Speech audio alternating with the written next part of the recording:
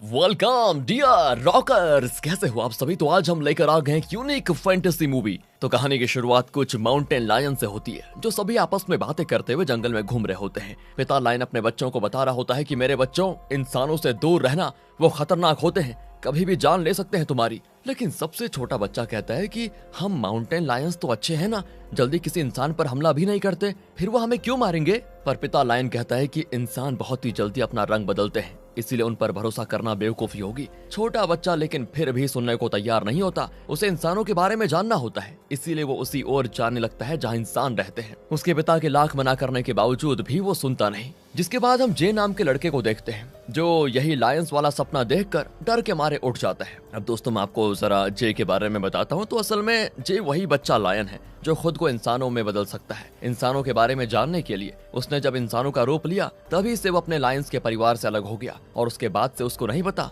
कि उसके असली माता पिता कहाँ रहते हैं। जब पहली बार जे इंसानों के बीच आया ना, तो उसे एक परिवार वालों ने अनाथ समझकर एडॉप्ट कर लिया था, और तभी से जे इंसानों के साथ रहता है। कई साल गुजर चुके हैं, इसलिए उसने खुद को लायन में ट्रांसफॉर्म नहीं किया। यहाँ तक कि वो अपनी शक्तियाँ भी लायन बनने के दिन प्रतिदिन खोते ही जा रहा है। साथ ही जे के घर वाले भी इस बात से अनजान है कि वो एक माउंटेन लायन को अपने बेटे की तरह पाल रहे हैं। अब जे अपने परिवार वालों के साथ नाश्ता करने बैठ जाता है। उसके परिवार में माता पिता, एक बड़ा भाई और एक छोटी बहन शामिल है। सभी जे को अपने परिवार का एक सदस्य मानते हैं, कभी उसको एहसास तक नहीं होने देते कि वो उनके परिवार का हिस्सा नहीं है, और ना ही कभी उसके साथ सौतेला बर्ताव करते हैं। जब सारे लोग आपस में बात कर रहे होते हैं, तब न्यूज में बताया जाता है कि कई सारे पक्षियों ने एयरप्लेन पर हमला कर दिया, जिस वजह से इमरजेंसी लैंडिंग करवानी पड़ी। जान तो किसी की नहीं गई, लेकिन काफी ज्यादा नुकसान हुआ है। ये पहली घटना नहीं है, इससे पहले भी जानवर और पक्षियों ने इंसानों पर हमला किया है। मानो कि सभी ने ग्रुप बना लिया हो ताकि इंसानों को परेशान कर सके, और अब जो भी ये माजरा है उस पर साइंटिस्ट रिसर्च कर रहे हैं। ये न्यूज देखकर तो जे और बाकी भी हैरान हो जाते हैं। इसके बाद जे की माँ और बहन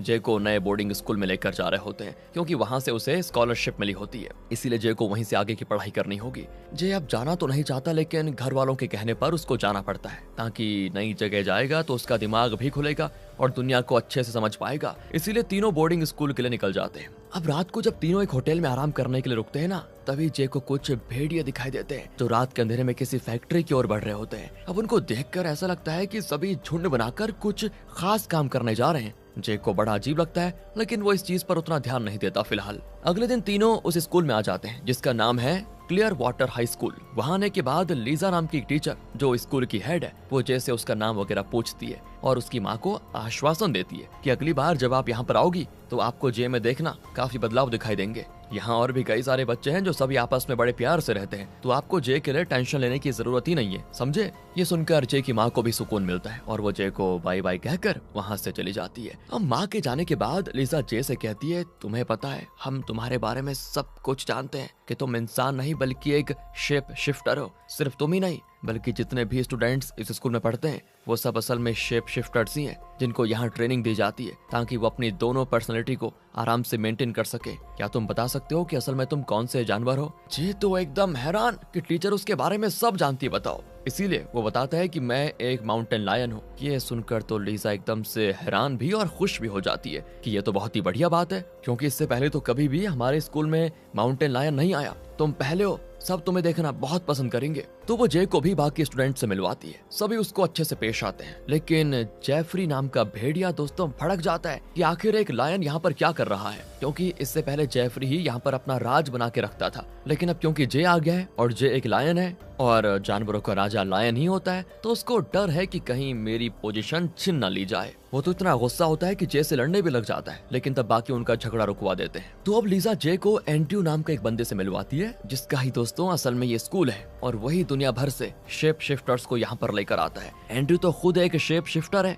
और उसका जानवर वाला रूप भी दोस्तों माउंटेन लायन का है। इसी वजह से एंड्रयू सबसे ज्यादा खुश होता है जे को यहाँ पर देखकर। वो जे से पूछता है कि क्या तुम्हें तुम्हारे असली परिवार के बारे में पता है, वो कहाँ रहते हैं और कैसे तुम इंसानों के साथ शामिल हुए, वो भी इतने सालों के लिए। तब जे बताता है कि बचपन में मेरे माता पिता के मना करने के बावजूद भी मैं इंसानों के बीच चला गया। उसके बाद से मैं कभी भी अपने असली परिवार से नहीं मिला, ना तो कभी अपने जानवर वाले रूप में खुद को ढाल पाया। उसके बाद लगता है मेरी ताकत अब खत्म हो चुकी है लायन बनने की। तब एंड्रयू कहता है, इन्हीं शक्तियों से तुम्हारा सामना करने के लिए ही तो हम तुम्हें यहाँ पर लेकर आए हैं। चिंता मत करो, तुम खुद की शक्तियों को अच्छे से समझ पाओगे और फिर देखना तुम कितने बेहतर बन जाओगे। अब लीजा जे को उसके रूम में लेकर आती है जहाँ पर वो रहेगा। वहाँ आने के बाद जे को उसकी रूममेट दिखाई देती है जो कि बड़ी प्यारी सी गिलहरी है। उसका नाम लिली होता है। इस स्कूल में शिकार करने वाले जानवर और शिकार होने वाले जानवर सब एक साथ रहते हैं, क्योंकि यहाँ का रूल है कोई भी यहाँ पर लड़ाई नहीं करेगा। लड़ाई करने के लिए क्लास है, सिर्फ वहीं पर लड़ाई होती है, इसलिए सभी जानवर एक साथ हंसी खुशी रहते हैं। अब जैसे क्लास का टाइम होता है, लिली जे को क्लास में लेकर जा रही होती है जो कि जंगल में होता है। रास्ते में मिया नाम की लड़की भी उनके साथ शामिल हो जाती है जो कि लिली की दोस्त है। और असल में दोस्तों वो एक एल्क है, वो जानवर जिसके सर पर काफी सारे सींग होते हैं। अब तीनों जब क्लास में आते हैं तो डेविड नाम का टीचर सभी को अपनी जानवर बनने वाली शक्ति पर कंट्रोल करना सिखाता है। जे को नया देखकर वो सबसे पहले उससे ही शुरुआत करता है कि जे चलो बताओ सारे स्टूडेंट्स को कि तुम क्या हो और खुद को अपने असली रूप में ढालो। ये सुनकर जे लायन बनने की कोशिश तो करता है, लेकिन कई सालों से जानवर ना बनने की वजह से वो ये कर नहीं पाता। जो देखकर लीजा उसको समझाती है कि आंखें बंद करो और सोचो कि तुम जंगल में अपने परिवार के साथ घूम रहे हो, इससे तुम्हें आसानी होगी अपना रूप बदलने में। करो। इसीलिए जैसे जे अपनी आंखें बंद करता है, उसको उसके पिता दिखाई देते हैं जो उसको समझा रहे होते हैं कि कैसे जंगल में रहा जाता है बेटा। इसी चीज को याद करके जे खुद को लायन के रूप में ढाल देता है और ये देखकर सारे बच्चे खुश और वो भी अपने जानवर वाले रूप में आकर जंगल में घूमना शुरू कर देते हैं। अब क्लास के बाद जे के कमरे में एक स्टूडेंट आता है जिसका नाम ब्रैंडन है और वो एक बाइसन है। ये तीनों एक साथ एक ही रूम में रहेंगे, जिसमें ब्रैंडन, जे और लिली शामिल है। और रूममेट होने की वजह से तीनों में बहुत गहरी दोस्ती भी हो जाती है। अब जे अपने दोस्तों के साथ जब कैंटीन में होता है, तभी उसको जेफरी दूसरे स्टूडेंट्स को परेशान करते हुए दिखाई देता है। जेफरी के 4 दोस्त हैं जो चारों भेड़िया हैं और जो भी कमजोर जानवर हैं उनको वो बुली करते हैं, जैसे स्कूल में होता है दोस्तों। ये देखकर जे को बड़ा गुस्सा आता है तो वो जेफरी के पास आकर कहता है दूसरे जानवर को परेशान करना रूल के खिलाफ है, तुम्हें पता नहीं है क्या, और तुम रूल तोड़ तो नहीं सकते, समझे। जेफरी को गुस्सा आ जाता है कि कल का लौंडा मुझे समझा रहा है और वो कहता है कि तू अकेला लायन हम 4 भेड़ियों पर भारी नहीं पड़ सकता, हम तुझे यहीं खा जाएंगे, समझे। जे और जेफरी दोनों एक दूसरे के ऊपर दहाड़ना शुरू कर देते हैं, लेकिन इससे पहले कि भेड़िए और शेर के बीच लड़ाई हो पाती, एक टीचर आकर उनकी लड़ाई रुकवा देती है, ये कहते हुए कि आइंदा कभी क्लास के बाहर लड़ाई की तो अच्छा नहीं होगा दोनों के लिए। अगले दिन लड़ाई की क्लास होती है। सारे स्टूडेंट्स प्रैक्टिस करने क्लास में आ जाते हैं, जहां टीचर सबसे पहले एक लड़की जो कि भालू है उसकी लड़ाई ब्रैंडन से करवा देती है। लड़ाई का नियम यही होगा कि एक दूसरे की जान नहीं लेनी है और ना ही जानलेवा हमला करना है, बस एक प्रैक्टिस होगी ताकि असली लड़ाई के दौरान प्रैक्टिस में सीखे गए मूव्स का इस्तेमाल किया जा सके। पर इस लड़ाई में ब्रैंडन हार जाता है, तो अब भालू से लड़ने के लिए जे को बुलाया जाता है। वो इस बार भी खुद को लायन बनने की कोशिश करता है, लेकिन कई कोशिशों के बाद भी असफल रहता है। तो एंड्रयू उसके पास आकर उसको एक छोटी सी पोटली देता है और जैसे ही जे उसको स्मेल करता है ना, उसको अजीब सी फीलिंग्स आती है और वो तुरंत ही लायन में बदल जाता है। एक्चुअली उस पोटली में माउंटेन लायन के मलमूत्र भरे हुए थे, ताकि उन्हें स्मेल करके जे को ऐसा लगे कि वो अभी भी बाकी लायंस के साथ मौजूद है। इसी वजह से जे आसानी से भालू को हरा देता है। अब एंड्रयू वो पोटली जे को देते हुए कहता है कि सुनो, ये तुम अपने पास ही रख लो, जो तुम्हें लायन बनने में मदद करेगा। साथ ही मैं तुम्हें खुद पर्सनली ट्रेनिंग भी देना चाहता हूँ ताकि तुम्हें मजबूत बना सको। क्या तुम बनना चाहोगे मेरे स्टूडेंट। ये सुनकर जे बड़ा खुश होता है कि सीनियर लायन मुझे ट्रेनिंग देगा तो काफी अच्छी बात होगी। अब एंड्रयू के जाने के बाद वहाँ पर जेफरी आता है। वो जे से कहता है कि पिछली बार तो लड़ाई नहीं हो पाई थी, आज रात जंगल में तेरा इंतजार करूंगा, जिगरा है तो लड़ने के लिए आ जाना। जे को बहुत गुस्सा आता है कि मैं एक माउंटेन लायन और ये भेड़िया मुझे धमकी देकर चला गया, इसे बताऊंगा मैं, और यही चीज उससे बर्दाश्त नहीं होती, इसीलिए वो चैलेंज एक्सेप्ट कर लेता है उसका। लेकिन जब रात को जे लिली और ब्रैंडन के साथ उस लड़ाई वाली जगह पर आता है तो उसे अकेला जेफरी नहीं बल्कि उसके तीनों दोस्त भी दिखाई देते हैं, जिसने अकेले ही लड़ाई में अपने तीनों दोस्तों को भी शामिल कर लिया था। जे अकेला और सामने 4 भेड़िए उस पर चारों तरफ से हमला कर रहे होते हैं। इस वजह से जे शुरुआत में तो डट कर मुकाबला करता है, लेकिन धीरे धीरे करते हुए उसकी हिम्मत जवाब दे जाती है। उसकी जान खतरे में देखकर ब्रैंडन खुद को वाइसन के रूप में ढाल लेता है और जेफरी और उसके दोस्तों के बीच कूद कूद कर उन सभी को वहां से भगा देता है, जिससे जे की जान तो बच जाती है दोस्तों। अगले दिन एंड्रयू जे को ड्राइव पर लेकर जाता है, जहाँ रास्ते में वो उससे कहता है कि देखो, कल रात तुम्हारे और जेफरी के बीच जो कुछ भी हुआ मुझे उसके बारे में सब पता चल गया है। तुम एक माउंटेन लायन हो जो भेड़ियों को बिना किसी मदद के हरा सकता है, तुम्हें बाइसन की जरूरत नहीं पड़नी चाहिए थी। जे कहता है कि अकेले 4 को हराना इतना आसान नहीं होगा। तब एंड्रयू बताता है कि अभी तो शुरुआत है, लेकिन मेहनत करते जाओ, फिर देखना 4 क्या 10 भी आ गए ना तो आराम से हरा दोगे सभी को, लेकिन हाँ उसके लिए तुम्हें मेहनत करनी जरूरी होगी। अब आगे एंड्रयू जब जे को स्कूल वापस लेकर आता है तो लीजा एंड्रयू से कहती है कि सुनो मेरी बात, अगर सबसे ज्यादा इंपॉर्टेंस जे को मिलेगी ना तो इससे बाकी स्टूडेंट्स में गलत प्रभाव पड़ेगा, इसलिए हमें सबके साथ एक जैसा बर्ताव करना चाहिए। लेकिन एंड्रयू कहता है जे सबसे खास है, इसलिए उसे खास ट्रेनिंग भी देनी होगी जो कि मैं उसे दूंगा। इतना कहकर वो चला जाता है। अब टीचर बिना परमिशन के झगड़ा करने की वजह से जे और जेफरी को और उसके सारे दोस्तों को किचन में काम करने की जिम्मेदारी दे देता है, जिसके बाद मिया दोस्तों जे को चुपके से अपने साथ जंगल में लेकर आ जाती है, जहाँ कुछ हाई स्कूल के टीचर और स्टूडेंट्स मिलकर मीटिंग कर रहे होते हैं। मिया बताती है कि ये सब हमारे स्कूल काउंसिल को धोखा दे रहे हैं और काउंसिल की परमिशन के बगैर बाहर जाकर इंसानों को परेशान करते हैं ये लोग। तुमने शायद देखा होगा आजकल जानवरों ने इंसानों और उनकी चीजों पर हमला करना शुरू कर दिया है, तो ये इन्हीं का काम है। ये इंसानों को परेशान करते हैं, जैसे कि पहले शिकारी वगैरह जानवरों को मारा करते थे ना, उसी तरह इन्होंने भी अपना मकसद बना लिया है इंसानों को परेशान करने का। तभी वहाँ पर उड़ते उड़ते एक बाज आता है जो कि कोई और नहीं बल्कि लीजा होती है, यानी कि वो भी दोस्तों इन सब में शामिल है। ये देखकर तो जे भी हैरान हो जाता है, लेकिन उसको इन सब चीजों से कोई मतलब नहीं। जिसके बाद एंड्रयू जे को शिकार करने लेकर जाता है ताकि जे भी लायन की तरह शिकार करना सीख ले, और थोड़ी सी गाइड करने के बाद जे अपना पहला शिकार करने में कामयाब हो जाता है, जिस चीज से वो बड़ा खुश होता है। ये बात जब वो अपने दोस्तों को आकर बताता है ना तो मिया उसको उदास मन से कांग्रेचुलेशन करके चली जाती है। जे को समझ नहीं आता कि इसको अचानक क्या हो गया। तब लिली बताती है तुम्हें पता है मिया सोचती थी कि तुम हमेशा यहीं रहोगे बाकी जानवरों की तरह और कभी भी असली शिकार पर नहीं जाओगे, और तुम गए थे असली शिकार की प्रैक्टिस करने, क्योंकि पता है मिया के माता पिता को भी माउंटेन लायन ने हमला करके मार दिया, इसीलिए वो तुमसे नाराज हो गई कि अब जब तुम शिकार करने लगे हो तो कहीं तुम उस पर भी हमला ना कर दो, इसीलिए वो चली गई यहाँ से। ये सुनकर जे मिया के पीछे जाता है और उसको समझाने की कोशिश करता है कि देखो मैं किसी पर हमला नहीं करूंगा, लेकिन दोस्तों वो उसकी एक नहीं सुनती। अब रात के समय जे को जेफरी और उसके दोस्त दोबारा से फैक्ट्री की ओर जाते हुए दिखाई देते हैं, इसीलिए वो उनका पीछा करना शुरू कर देता है ताकि जान सके कि ये कर क्या रहे हैं। सारे भेड़िए गार्ड को डराकर वहां से भगा देते हैं, और जैसे ही मशीनों की वायर्स खराब कर रहे होते हैं ना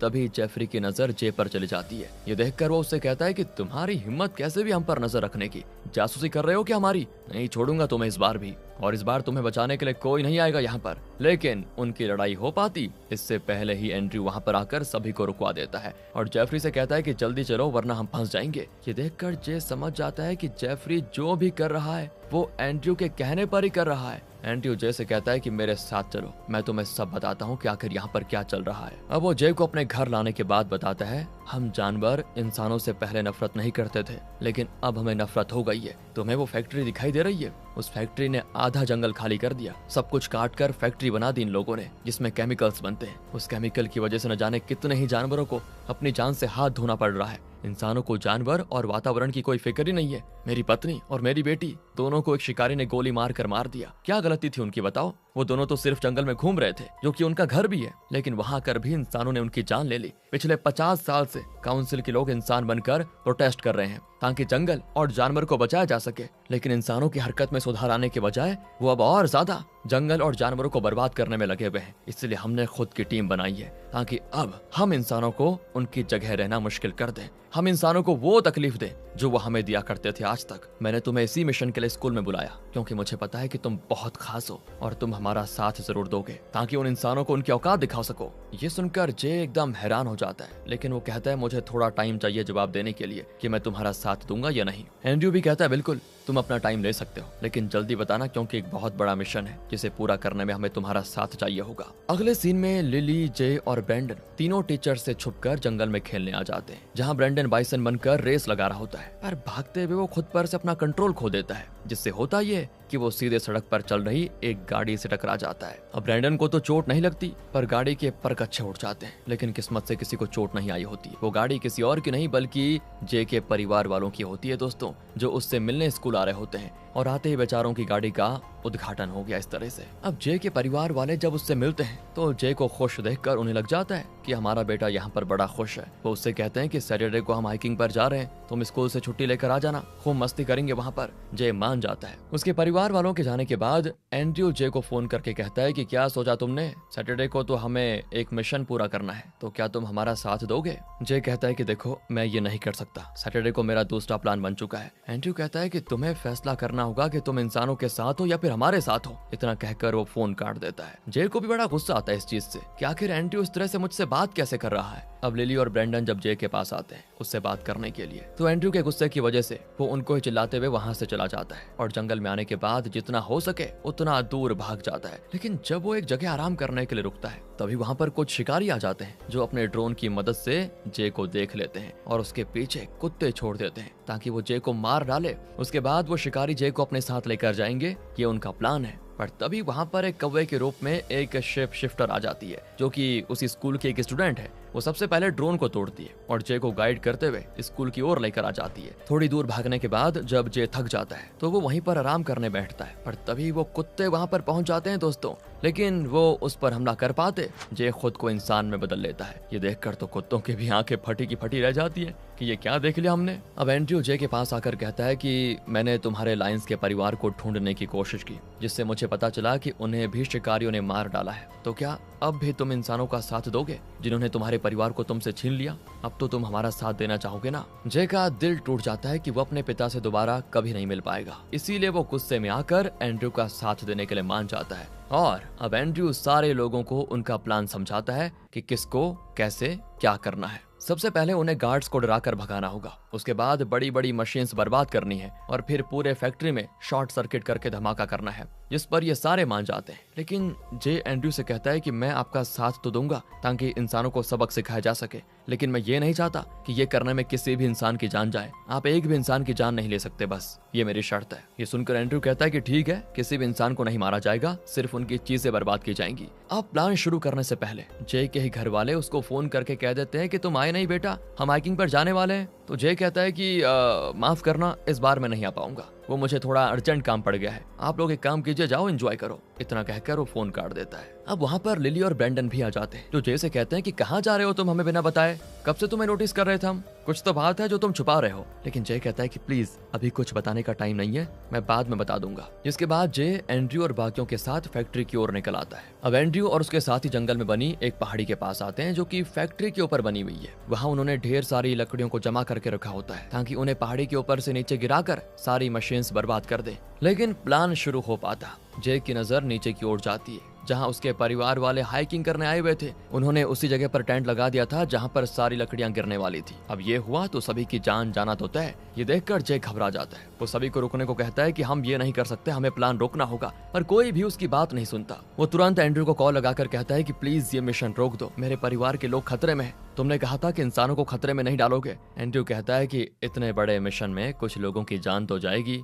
वैसे भी वो तुम्हारा असली परिवार तो नहीं है, फिक्र मत करो। ये सुनकर जे को बड़ा गुस्सा आता है कि ये क्या बात हुई, बहुत बड़ी गलती हो गई इस एंड्रयू का साथ देकर। वो अकेले ही सबको रोकने की कोशिश करता है, लेकिन अकेला वो कर भी क्या सकता है। तो तभी वहाँ पर लिली, मिया और ब्रेंडन आ जाते हैं जिन्हें पहले से पता था कि जे टेंशन में है तो पक्का कुछ गड़बड़ है, इसीलिए वो सभी उसकी मदद के लिए पहुंच जाते हैं। ये देखकर जे को भी सुकून मिलता है कि चलो कुछ तो साथी है मेरे। पर एंड्रयू के साथी अब उन सभी से लड़ने लगते हैं ताकि अपना मिशन पूरा कर सके। तब तक वहाँ एंड्रयू भी लायन बनकर आ जाता है जो जे से ही लड़ने लग जाता है। इस लड़ाई के दौरान वो सारी लकड़ियां रस्सी से आजाद होकर नीचे गिरने लगती है। लकड़ियां जब नीचे जा रही होती हैं, तब जे के परिवार वालों की किस्मत से दोस्तों नजर ऊपर पड़ जाती है, इसीलिए वो सभी वहाँ से साइड हो जाते हैं। लेकिन जे की छोटी बहन हेडफोन में गाने सुन रही थी, इसलिए उसको आवाज नहीं आती लकड़ियों की गिरने की। पर इससे पहले कि लकड़ियां उस पर गिरकर उसकी जान लेती, सही टाइम पर जे वहां पर पहुंचकर अपनी बहन को बचा लेता है। इस चीज से एंड्रयू का प्लान तो सफल हो चुका था और किस्मत से